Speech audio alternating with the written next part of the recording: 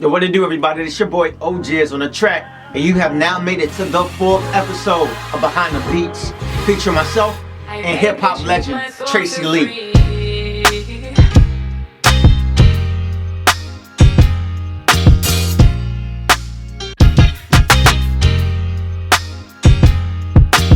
Now this week we got two special guests, two amazing singers and songwriters that go by the name of ZAMANI and KWENTO. We're focusing on the amazing mega hit, which is Freedom, off of Tracey Lee's album Glory, produced by, Ojizz on the track. But make sure you get your popcorn, you get your wine, and let's get it started. Welcome to another episode. This is episode 4 of Behind the Beats. 4 of Behind the Beats. And now, we will be breaking down the song Freedom, which is chapter number 8 on the Glory album.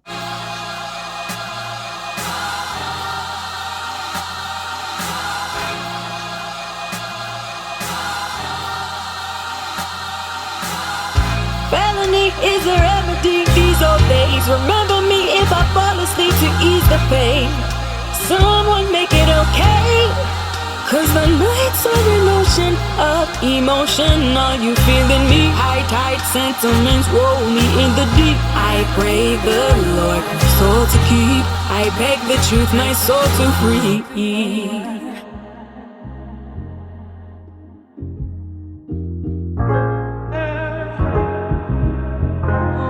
Ojizz on the track.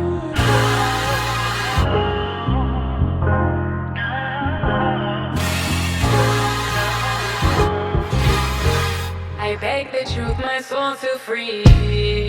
Yo, this isolation served its purpose. See, it allowed me to scratch the surface. So then I extended my reach with the wingspan of the Greek freak, to the extent I can be free. Use the ink pen to secrete briefs. So when I evangelize, I spit G. Treading uncharted waters gave me the vision I seek. See, all of this is shallow till you're 6 feet deep. I'm free. Bust through the door, no need for sunscreen. I let the melanin soak up the sunbeams and cherish the elements among other things. Yet we're distant and interested in what summer brings. But regardless, I'm free with signs for the streets. Wind at my back, with the ground up under my feet. Blessings abound as long as we've been around. They have all the mystique. Inherited lands and parted the seas, we free. Space and time are the confines. Restrict the movement of my mind. I pray the Lord my soul to keep. I beg the truth my soul to free. And I protect my energy, cause there's malice on the corner of every street. I pray the Lord my soul to keep. I beg the truth my soul to free. And it is my extreme pleasure, to introduce, two of the writers, two of the performers, two of the vocalists that are on this album. To my left, bottom left, there's KWENTO, and to the bottom right, there's ZAMANI. They're both from Nova Scotia, Canada. And before we even get into the song, how did we meet? How did this even happen? Well, we met at New School Rules. Yeah, in the Netherlands. In Amsterdam, correct? In Amsterdam, yes. And then, I don't know, we just kind of followed up, and then you came to Nova Scotia Music Week in Truro, and we decided, we're gonna do a collaboration, and it happened.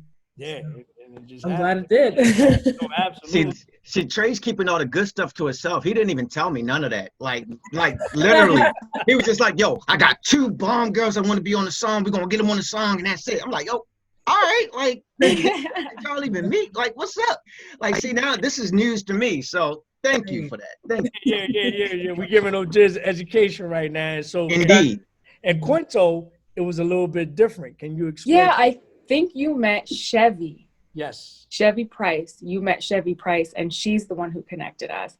But you met her at New School Rules, was it? Or was it at Music Week? It was New School Rules, and then you reconnected at Music Week. Yes. And that's when we connected, which I'm very happy that happened. Yeah, Chevy was playing the songs, some of the songs that you were doing. I think Breakfast was one of the joints. She played me about 4 or 5 joints, and I was just like, woo, who is this? This is bananas, da da da da. And so, we kind of connected via, not only the Chevy connection, but we kind of connected on IG as well. Definitely, man. That's definitely good to know.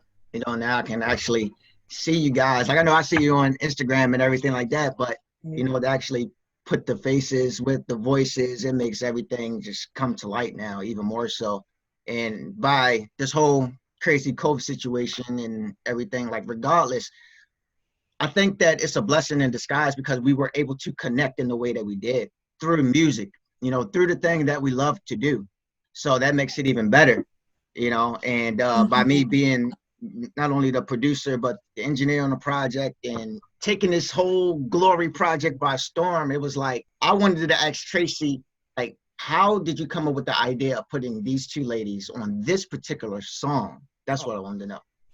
Let's take the actual musical aspect. Let's bring that to the forefront first. Right. So you had sent me a couple of versions of this sample, if you will. That's but true. You flipped it in totally different ways. And so the last time you flipped it, it definitely, I could hear the gospel influence before, but this last time I definitely heard the gospel influence out in front. And so with the sample, you know, the sample talks about freedom. You know what I mean? It talks about being free. So with this song in general, it is very, very big. It's a big record. It's very climactic. It's very epic. So with the whole concept, we wanted to make sure that you were able to feel it here. It had to be felt in your heart. With chopping the sample, I just took the key elements and I chopped it, as you can see.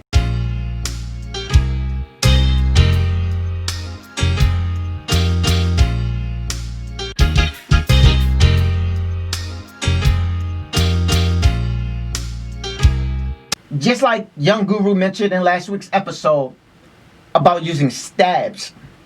So within this song, there are choirs. This song is arranged around the choir. So I wanted to do the same thing. So that main part of the sample, we'll just say that's the lead. And so the secondary would be the choir or the background.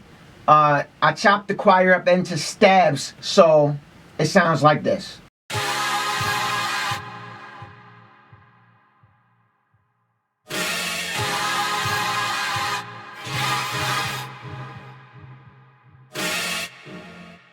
Okay, so along with that all together, it sounds like this.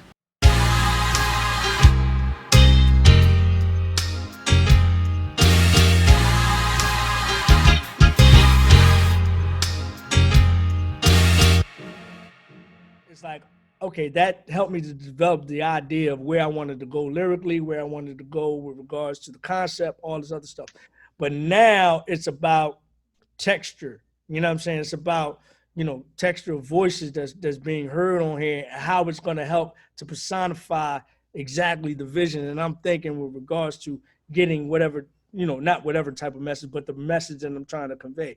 And so, again, by listening to KWENTO and listening to ZAMANI, I knew I wanted to work with both of them, but I thought it was going to be originally on two separate tracks. Right. Yeah, That's what I thought at first. I can understand where you was heading at with this, and by me not actually like meeting the ladies like per se like you did, it was refreshing to actually meet them through their voice. And that was totally different like on my end, because I'm always either linking up with the artist first or, you know, talking to them on the phone or regardless. But I sent KWENTO two tracks. I sent her Saved and I sent her Freedom. See, another thing that I didn't know. See, you keeping all the good stuff to yourself. You didn't even tell me that. You didn't see. But listen, I sat on it forever though. I couldn't think of nothing. Like, it's okay. weird because I can sit down and I can write a song or whatever. But with this one, it's like it felt special and it felt like it had to write itself. So it took me a minute. I remember it taking me forever. And I'm like, listen, okay, I'm going to send you something soon. I'll send you something soon. And then I was literally like in bed and just the lyrics came to me and I said, hold on, this might work. And so then I actually sent you a little voice note. It's probably like 3 a.m. or something crazy like that. I do it all the time. Yeah, so that's how that happened. It's probably like 2 months after you actually sent it to me. Yeah, no, this is a fact. Yeah. These are facts. Nice. And with ZAMANI, I was actually thinking about Rejoice for her before I even before you got E-Robe on it. the arrow. Because Okay. I wanted to do 2 separate songs. But then, and this is before Quinto got done, that's when it just started because of the sample, right? Because of the sample. Because you have a single voice in the sample and you have a choir in the sample, right? So then I'm thinking, okay, you have a single voice. I'm just now hearing other voices just pop out. Pop out featuring, right? Just like you would do sometimes in a choir arrangement. You know what I'm saying? You may have 3 different leads to a main song, and then the choir kind of is the background, but then takes the forefront, blah, blah, blah. So I'm hearing Quinto pop out with her solo. Felony is a remedy these old days. Remember me if I fall asleep to ease the pain. Someone make it okay. Cause the nights are in ocean of emotion. Are you feeling me? High tide sentiments roll me in the deep. I pray the Lord my soul to keep. I beg the truth, my soul to free. All right, along with this intro, we have kind of like a solo. So in the beginning we have keys.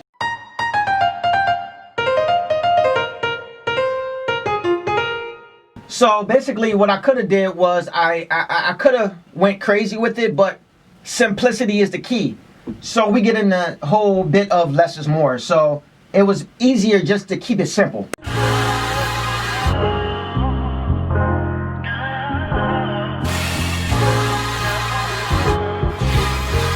I beg the truth, my soul to free. Just simple, clean. Then I was like, you know what? Forget Rejoice. Let me send this joint to ZAMANI and see what she can come up with, so she can be an actual pop out. You know what I'm saying? Right. Solo in amongst the choir ensemble. Space and time are the confines, restrict the movement of my mind. Not defined by our limitations, but the means we use to eliminate them. And I protect my energy, cause there's malice on the corner of every street. Lurking in the shadows of the poplar tree. Winning this fight is bittersweet. So, ZAMANI, when you first got the record, what were your thoughts? Well, my first thought, I was like, the concept, you told me what the concept of the song was, and I was like, I really love this because it's really, I felt like it was so needed in this time right now. The whole entire project, actually, but especially the song Freedom.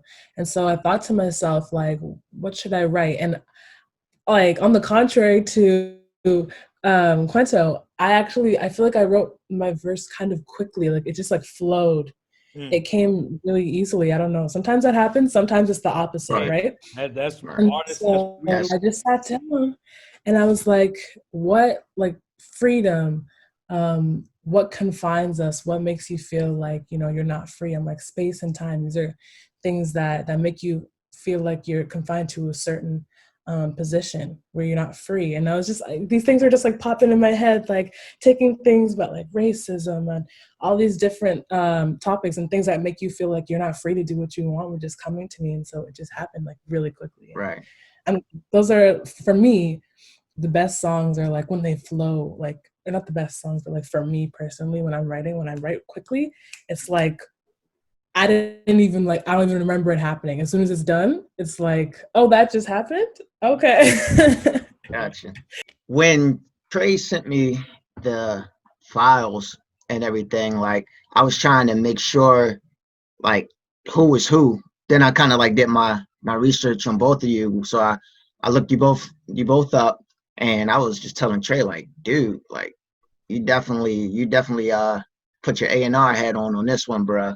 Like, you really did. And it's crazy because Trey actually now he mentioned in our last interview that he's starting to listen or act as a producer when it comes to not only how he writes, but who he wants to put on the track as well. I feel as though that's very key, especially nowadays when, you know, the state of music is watered down. You know how it is nowadays. But now with everything that's going on with the world events and the unfortunate events that has been happening, you know, I think that this came at the perfect time, and it is the perfect combination, you know, not only of the voices that's on here, but the actual content, the lyrical content on here, and it's just it's crazy. Oh my! It's crazy. So like, I really commend both of you sisters for, you know, contributing to this record. You know, like I never had a chance to really talk to you or anything like that. So that's why I'm giving you guys your accolades right now, because you guys definitely deserve it. You know, both of you. Listen, Ojizz, you already know how I feel about you and your production. Word. And you know, we brothers. And these two down here are just special to me. Like I think both of them are like, I don't care what's out there right now. Like not just competing, but I think, and this is how I speak of you, I think they're better than, you know, 99% of what we hear mainstream, blah, blah, blah. And it ain't just about the voice, and it ain't just about the texture. It's about the technicality. It's about the approach. It's about the way that they approach records. It's about the way that they write. To be honest, bro, they don't even ask about like the record and me. They ask, you know, who are the two that's singing on the. Matter of fact, they think it's one voice all the time. They think it's one voice. Yo, who is the female that's singing on Freedom? This is a lot, man. Like, this means so much coming from the two of you. You know what, Ojizz? I actually followed you like years ago. Wow. I knew who. Yes. Yeah, I knew who you were. Wow, that's when dope. Tracey had told me about you, I was like, him? Really? I remember you from years ago. Wow, this is news. Yeah, you're so dope. Like, I'm not surprised, but I'm impressed by the project, but I'm not surprised. You know, like, I just knew it would be dope. Thank you so much. Thank you. That's something I didn't know. That's an honor right there, for real. By you saying that, and you know, kind of, I guess, seeing that growth throughout the years now is just like, that's amazing to me. And now we actually, you know, had the chance to work together. Yeah, I did. I saw Definitely. it. Nice. So, ladies, do y'all have any questions for Ojizz with regards to the track itself? Like, was there a time that you heard him be like, you know, I'm gonna do this, you know, because Trey asked me to, you know what I'm saying? But I'm not really, you know, kind of feeling like I want the candid stories. Like, this is what we. That's where the honesty comes out. I feel like immediately when I heard it, I was like, this is powerful. Like, the way the choir came in, I felt like I was being like pulled into the song. It was like, as it starts to fade in and it gets louder and crescendo, I was like, it's like I was being taken into a story or a journey. And I loved it immediately when I heard it, actually. Yeah, when I heard it, I loved it, but I couldn't think of anything, like I said. Right. I just couldn't, and I think it might be because it's think of anything. It's different. I think it's different from what I'm used to writing to, or the style that I'm used to writing. So it took me a minute at first, but I loved it, and I was like, you know what? Let me sit on this. And I actually sat and tried to write a couple of times, and I was like, nah, it's gonna have to come to me because I can't force it. And so then it did, which I knew it would, but it was a little different from what I'm used to writing to, I think. With the track itself, I actually said, like Tracey said, I sent him 2 different versions. One version was more so of a gritty hip hop approach. And then the other one, this one, was where I stretched the sample a lot more. And I added a lot of those choir elements, a lot more in it. And I wanted to make sure that I implemented the choirs as much as possible, but not overpower it, you know, because that could happen. It could be just a whole track with nothing but the choir going through it, but that would lose people. So I had to make sure that it was a balance, so that way your guys' voices could shine through. And that was the point. I tried to balance it out as much as possible. When I got your vocals back too, you know, because it was like I had to do several different arrangements when I got your vocals back. And Trey knows exactly what I'm talking about. Go ahead. What were you about to say, ZAMANI? I was gonna have a question, like, what made you like think to combine our verses? Like, I thought that was really cool. Like, like, was not expecting that, but when I heard it, I was like, that's so cool. Well, it was crazy. Like, both Trey and I, like, we was listening to the playback one day, and then Trey was like, we'll have one part start off like this, but then we'll blend it with her other voice and make the hook one whole as a whole. I was like, that might work, instead of just having, you know, just one person just doing the whole hook. It was like it'd be a cool way to kind of like combine that, and that was really all Trey. What we did was we combined both of their voices together. Okay, so let's solo everything else out. We have ZAMANI as the lead, and then KWENTO comes in underneath her with her harmonies, and it just blended perfectly. So check it out. Space and time are the confines, restrict the movement of my mind. I pray the Lord my soul to keep. I beg the truth, my soul to free. And I protect my energy, cause there's malice on the corner of every street. I pray the Lord my soul to keep. I beg the truth, my soul to free.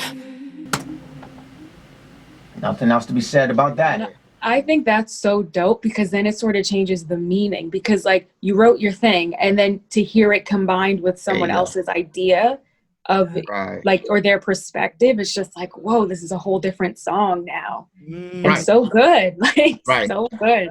And then another thing was we had your outro, but we didn't really have the intro. So we kind of went back and added the solo intro to bring it in with the choirs to kind of like made it more epic, if you want to say that. You know, it wakes you up. Yep. I think the beat itself woke me up. Like I love the choirs. I love anything with that choir element, to be honest. Like just coming from the background that I come from, that just gets me regardless. Nice. I kind of have a question about like your production. When you produce this project, were you creating instrumentals considering Tracey, or was this like your catalog and he chose? Like what was the process as far as creating the beats? Or would you say this is your sound, or is it something you did? Well, to answer your question, well, not to cut you, sorry to cut you off. But to answer your question, to be honest, I don't really have a sound. I believe that music, you should have no limits with it. You know, like your creativity can go any which way. And I would never want to limit myself to just having one sound. So that's why any person that I work with, I'm about building their own world, you know? And so with Trey, if you listen to his previous album that I produced, which is Expect Unexpected, it's totally different. Right before this was done in the Expect Unexpected was done in 2019. Yes. So this has been done in 2020.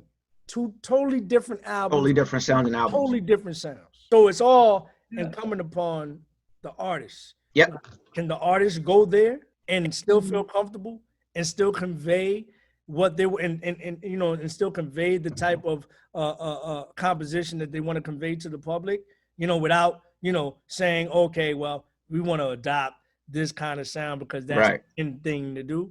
You know what I'm saying? Jizz can accommodate whatever it is the artist is trying to go. I look at my production as like water. Like I can adapt to any artist, whatever it is. I don't care what it is. It could be alternative. It could be rock. It could be pop. Whatever it is. Like funk, whatever you want to do. I can go there. But whatever. Right. But I've done it. But it's like, do I want to force my ways upon somebody that's been doing something or accustomed to something for so long? No. I want to adapt to what they do, but yet bring a new way of doing it, kind of like you said, stretch it.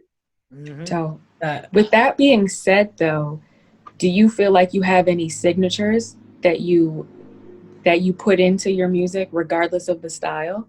I know some producers are that way. I know what the signature is. Ojizz on the track. That's the only signature. That's the only signature. Everything I'm gonna tell you that. It's just water. Everything else is that's water. Pretty much it. Like that's the only signature. And the reason why I do that, because you got some producers that don't tag their beats or whatever. Like that's cool. But I feel as though I have to do that because you're not gonna know who produced it. Yeah, I feel you. That's why I have to do that. It's dope. It's dope. So Ojizz on the track. That's it. Yep.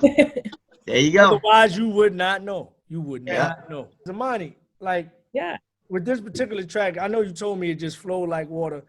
But normally, how does your pen work? No, well, so since I produce all my own songs, I usually Which is write great. in tandem. Thank you. That's great. And I usually write in tandem with producing the track. So I find that if I'm making a track, if the lyrics are coming to me at the same time, then I know it's actually going somewhere. Because I find it hard to do one without the other. But I feel like it's easier to write words to a track than it is to put a track to words. In other words, you custom fit it. Yeah, exactly. And so, well, even with this track, see, I'm a little bit of a procrastinator. And the reason why I think it flowed as well is because I really just I waited until the last minute. I can't lie. I'm the same way. It's weird. Look, I cannot lie. I am the same. That's so crazy that you say that, because I'm the same way. It's weird. Like, I feel as though I work a lot better under that pressure. It does. It lights a fire up under you. Yeah, it's like, it okay, does. well, I only have so much time now, so I have to come up with something. Right. And then I feel like that kind of makes my mind kind of explore other areas where I feel like I'm being more creative if I have less time. Because I'm since I only have this much time, I really have to wow. Or I really have to put a lot into it, a lot of thought. Exactly. Yep, because that's so crazy you say that, because that's how I am. And because if I get too much time in between stuff, I my mind will just start working on the other stuff. But then, when I feel like, okay, I got maybe a week or a couple days or whatever it is, zero in on like whatever it is, I just start flowing. Everything just start coming to me. So Quento, all right. So we're gonna address this right here. This is damn near the elephant in the room. So me and you, we're going back and forth with regards to the recording of your verse, because you kept saying to me, "Yo, I like this is the first pass, ZAMANI. Yo, I like it, but it sounds like it's real robotic and electronic." It's just the effect on it or whatever. But then I realized later it was something you had to do because the key was a little some type of issue or whatever. But it was just a little bit of a preference thing too, where I just wanted it to sound a little bit more natural, my natural vocal sound. But you were right. So I want to ask you this question. When you went in the booth and did it the first time, was there anybody in there, engineer wise, whatever, to actually produce the vocal? Sometimes you'll have an engineer that'll say, that was a little sharp, that was a little flat, this, that, and the third, or they'll just sit there and just record. Yeah, that's it. Just finger to the button. I think both times it was kind of the same level of involvement, but I think I was just more diligent on my own. Got you. Yeah, I think I was more diligent the second time. Got you. When I recorded it, yeah. The second time I was like, that's actually, it was on me because because of the direction. Okay, it was you. I'm good. It was me. No. It was definitely. Enough said. I remember the first time I told you. I said, "Yo, when you finally got studio time, you was like, okay, cool, I got it." I said, "Yo, just go in there, and just whatever you want to do, just do it." You know what I'm saying? without giving any type of direction or whatever. So then the second time after we heard it, it was like, okay, why don't we try it like this? And then you nailed it after, the direction. No, it was me. I just needed to be more diligent with the way I recorded it. It really was. Okay. Because it doesn't matter what you say to me. It doesn't matter what you say to me. I recorded the thing and sent it to you, and then re-recorded it and sent it again. So no doubt. We're good. Don't take that That's on. what's up. That's what's up. But I think, it was just, I kind of just recorded it and sent it But the second time I was like, no. It needs to be So what we're going to do is, I mean, and I know you teach, just to give people a couple of background, you give people vocal lessons and training, right? Am I correct? Yeah. What we're going to do is we're going to work something out. We're going to get you something where you can record your own stuff and we ain't got to worry about going into the studio. I would love that. You know what I mean? I need to, that's a learning curve for me too right there. So that is so necessary for me right now. That's so necessary. Don't worry, we got you. We got you. Yeah, no. We're going to figure this out. Because essentially this is how the whole project was done. So those are the core elements. You don't need too much all that fancy stuff. That's all you need. Yeah, I don't think I could handle anything fancy, to be honest. Like, you don't need it. I'm gonna be real. Like, you really don't need it. Like, just a straight core interface, microphone, and if you make beats, a MIDI keyboard or something. Like, it's nothing major. If you get with a dope producer like Ojizz or whoever that can engineer as well, studios are really obsolete. mm-hmm. True. It is, and studios are feeling it too. They really are. Like, nowadays, a lot of the major industrial studios are really feeling the pressure of this whole COVID situation, because it forced people to their own stuff. Yeah. And now they're putting out their own records. Another question I have for the ladies, when you got the end product, what was your initial reaction? Well, I really loved it. Again, like, the track, I feel like hit really hard, especially when I listened to it, I made sure to put it on the studio speakers so I could hear all the high and low end, everything. And like the bass, the kick drum, I really love the drums in that. Thank you. I love them. And with the drum pattern, I wanted it to be very rhythmic. I wanted to make it a little bit more complex this time. So let's get to that. Here's the drum pattern.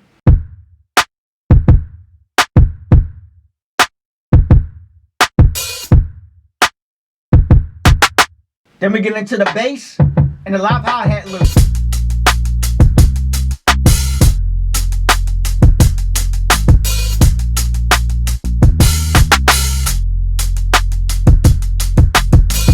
If anybody doesn't know, big shout out to Stephen J. Collins. He's a beast when it comes to anything Vox, vocally, and talk box. And I actually put that in the background. So check this out.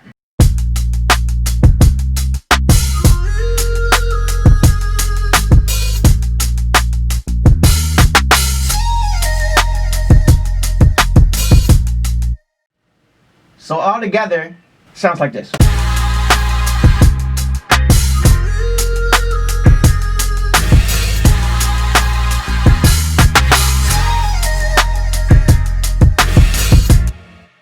And there you have it.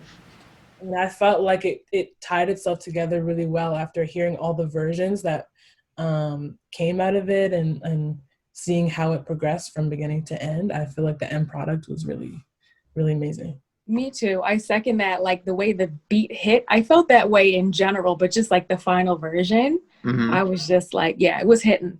And I was very happy with it. Like, I was so grateful that you all were so patient and so easy to work with like me sending all my different versions and back and forth with like, maybe we could change this or that. Like, I was so grateful. And so when the final version came out, I was just so happy with it. Was happy with how I sounded. I thought Zamani's verse, like, Zamani's voice is butter. So like, when I first heard it, I was just like, yeah, okay, like, this is just dope.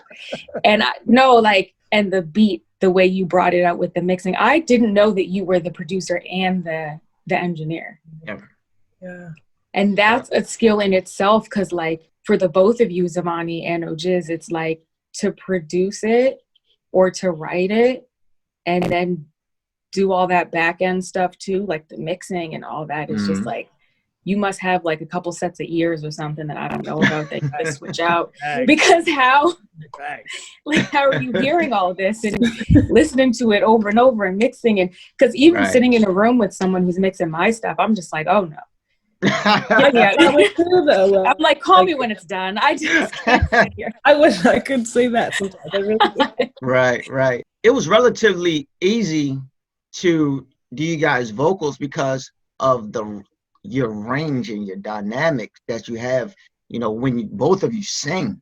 I think that's what makes this track so great, because a lot of it is literally raw.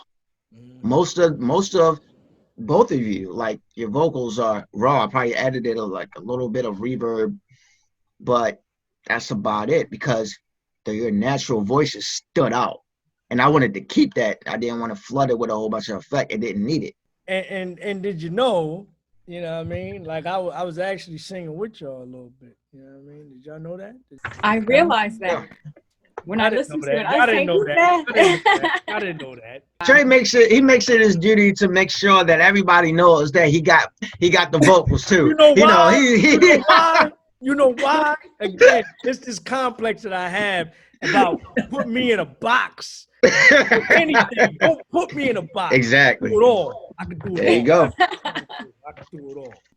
Now, do we have websites? Kwento the Artist on Instagram is the best way to look at me. ZAMANI Folade, yeah. That's all my social medias. So It's O to the JIZZ. Tell your friends about me. And this has been another episode of Behind the Beats. With my man, Tracey Lee. These two lovely ladies down here, ZAMANI and KWENTO. Nothing else to be said. We out. Hey.